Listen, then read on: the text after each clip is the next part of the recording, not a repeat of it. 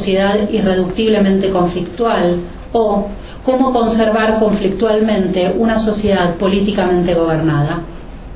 En suma, siguiendo Espósito, hemos sostenido que Machiavelli puede ser leído como el pensador de la inmanencia del antagonismo, de la alteridad, del evento y de la innovación.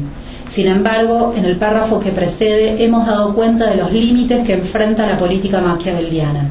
Cuando el conflicto desborda los límites de la política y deviene un conflicto de intereses particulares, económicos por ejemplo, será necesario entonces recurrir a remedios excepcionales.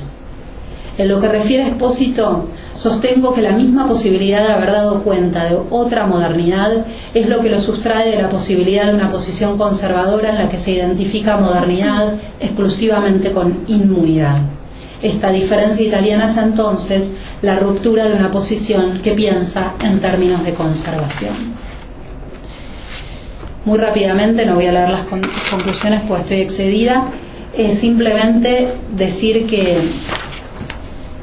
me doy cuenta que esta intención de poner a Espósito en la posibilidad de pensar una biopolítica afirmativa tiene que dar cuenta por lo menos del conflicto que propone Foucault en su famosa lección de Seguridad, Territorio y Población, la lección del 1 de febrero del 78, en la que por supuesto hace un recorrido por la literatura antimaquiaveliana y propone una lectura radicalmente opuesta en este sentido a la de Espósito. Y por el otro lado decir que las categorías que a Espósito le sirven de Machiavelli para pensar una biopolítica afirmativa son justamente las que vinimos planteando todo el tiempo, esta noción de conflicto, de innovación, que refieren siempre a la relación con la vida. En ese sentido, entender una vida como aquello que no puede pensarse sin las formas políticas.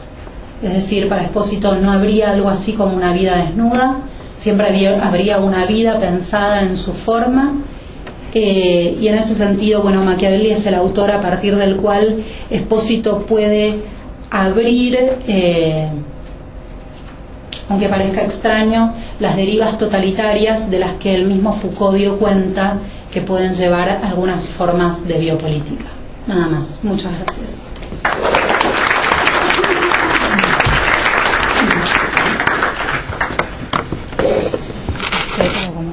Bueno, agradecemos a Nancy y a Constanza por su excelente exponencia y a continuación vamos a abrir un espacio para discusión, preguntas, comentarios. No tenemos micrófono inalámbrico, así que a viva voz nomás. A gritar. A gritar. Sí, muchas gracias por la exponencia, me parecieron muy interesantes y quisiera hacerle una pregunta a Constanza. Desde la lectura que tú propones o comentas de Espósito, concluyes diciendo que no habría algo así como una vida desnuda, ¿no? De la manera en que Maquiavelo estaría pensando la vida desde el prisma de Espósito. Sin embargo, en el origen del drama barroco alemán, Benjamin justamente recapitula sobre la figura del príncipe para localizar la relación que él tiene con sus gobernados como una relación del poder con una vida desnuda, ¿no? Porque justamente el intrigante, que sería la figura del príncipe que Benjamin rescata, reintroduciría, digamos, la regla del destino en el gobierno que la política ejerce sobre la vida. En ese sentido, lo que estaría haciendo Benjamin allí es justamente decir que ya en Maquiavelo se puede pensar una relación entre política y vida desde un prisma o desde una presencia de una vida nuda, ¿no? Entonces, claro, hay la posibilidad de pensar que en Maquiavelo no hay algo así como una vida desnuda para pensar la relación entre política y vida, está sujeta a la condición de que serían solamente los discursos, ¿no?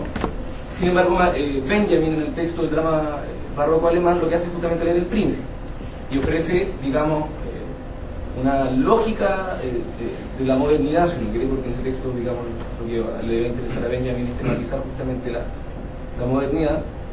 Digamos, si se lee el príncipe, entonces Maquiavelo estaría ya del lado de Hobbes, según la lectura de Espósito, y no es de esta nueva digamos, esta nueva posibilidad de pensar la modernidad en clave afirmativa, de política afirmativa. Entonces la pregunta es la siguiente, ¿no? Si tomamos El Príncipe y consideramos, por ejemplo, la lectura de Benjamin, para pensar la relación entre vida y política, ¿uno puede sostener así, digamos, con autoridad de que Maquiavelo permite pensar una relación entre vida y política que ya no esté sujeta a la condición o a la categoría de vida desnuda? ¿En El Príncipe o en general? Lo digo, claro, sí, porque según lo que yo entendí de tu ponencia, su conclusión está sujeta a la condición de que uno lea solamente los discursos y no El Príncipe. Bien. En primer lugar, como me excedí, no respeté para nada lo que Eli me había dicho muy claramente. Les voy a dejar el texto completo para que puedan leer las conclusiones, que me las salteé, las pasé muy rápidamente y probablemente eso aclare un poco la cuestión. Entiendo el problema que planteás, estoy de acuerdo en la lectura que haces de Benjamin, eso está en el texto. Yo creo que, pero yendo a la otra pregunta, yo creo que Espósito efectivamente es un lector de los discursos, lee mucho más los discursos que El Príncipe. No haría la conclusión apresurada de identificar El Príncipe con la lectura hobbesiana. Me parece que desde Espósito también, Espósito resistiría también esa posición. Me parece que la intención de Espósito en general es tratar de salvar el elemento conflictivo de la política. En ese sentido nunca habría una posición de obediencia, como habría obediencia a la ley, obediencia al soberano, como aparecería sí en Hobbes, por un lado. Y por el otro lado sí, Espósito está leyendo completamente distinto a Machiavelli, completamente distinto a la tradición en general, y lo está leyendo como un autor del pensamiento vivo. En ese sentido, si él intenta como en este último texto, Pensamiento Viviente, si él intenta abrir con Machiavelli esa línea de la filosofía en la que el pensamiento está constantemente vivo, y vivo significa conflictivo, ¿sí? Con el conflicto inherente, entonces, bueno, no habría posibilidad de pensar algo así como una vida desnuda a la que se le podrían aplicar técnicas de poder, o sobre las que se apoyarían las técnicas de poder, sino que la vida sería siempre aquello que no solamente se dicta sus propias reglas, sino que resiste las reglas del otro. Sí, entiendo eso, pero justamente ahí el problema es que, digamos, entiendo eso, pero siempre y cuando no se considere, digamos, o dicho de otro modo, hay posibilidades de leer el rol que tiene El Príncipe, en tanto que, digamos, persona que... Yo creo que sí. Mira, por ejemplo, ahora te contesto desde mí. Cada vez que vos lees El Príncipe, en El Príncipe aparece esto de, bueno, no te metas con la religión, no toques los aspectos económicos, no te metas con los intereses. En El Príncipe, Machiavelli sabe que siempre está el conflicto de fondo. Y si bien es cierto que es el llamado a un príncipe para la unificación italiana, porque también ese texto cumple una función política en la época, si bien eso es cierto, creo que también es cierto que Machiavelli todo el tiempo da cuenta de la imposibilidad, o de la imposibilidad de eliminar este conflicto, ¿sí? Fíjate, son numerosos los ejemplos en los que trabaja con la cuestión de las milicias, donde dice, bueno, conviene más esto y no lo otro, pero a las milicias hay que mantenerlas de tal manera. O sea, siempre está en germen la posibilidad del conflicto. Y de lo que se trataría entonces es de ver azarosamente, porque ahí también el lugar de la fortuna es central en Machiavelli, de ver de qué manera se puede articular este caso, esta fortuna, de qué manera un príncipe puede contar con la fortuna para ordenar, ¿sí? Pero siempre yo creo que en el fondo, inclusive en El Príncipe, está presente este elemento de conflicto, por supuesto tratando de ordenarlo en los márgenes de las instituciones. Yo creo que sí, que leerlo en esa clave, en la clave en la que Machiavelli todo el tiempo está pensando, ojo, no te metas con la economía, no te metas con la religión, no te metas con... Son muchos los ejemplos.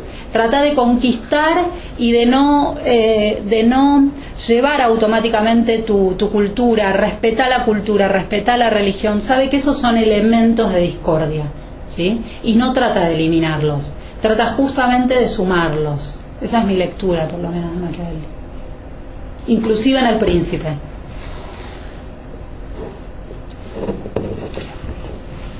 ¿Alguien tiene otra pregunta, comentario?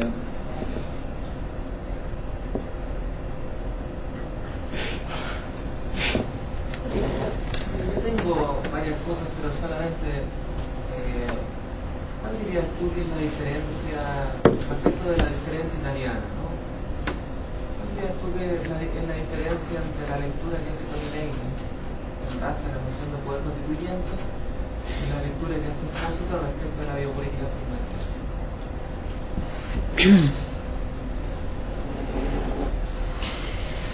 Bueno, yo creo que el acercamiento de Negri y el de Espósito es diferente en general.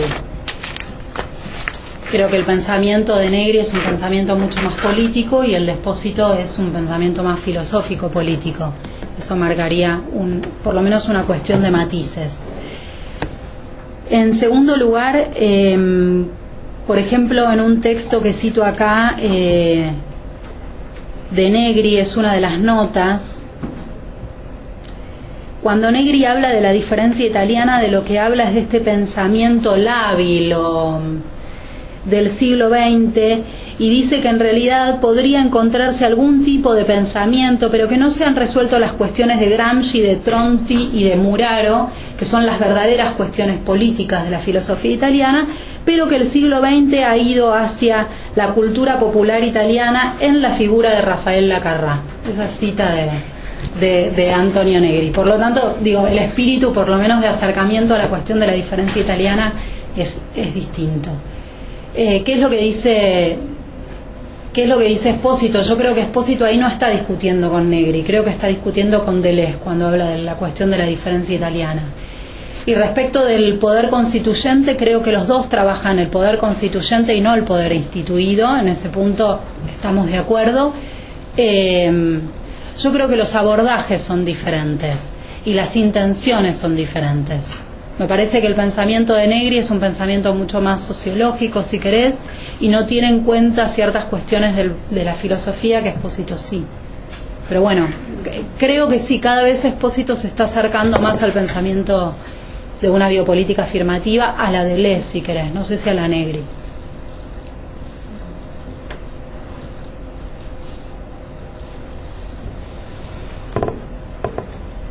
¿Otro comentario, pregunta? Yo tengo un comentario y una pregunta para Nancy con respecto a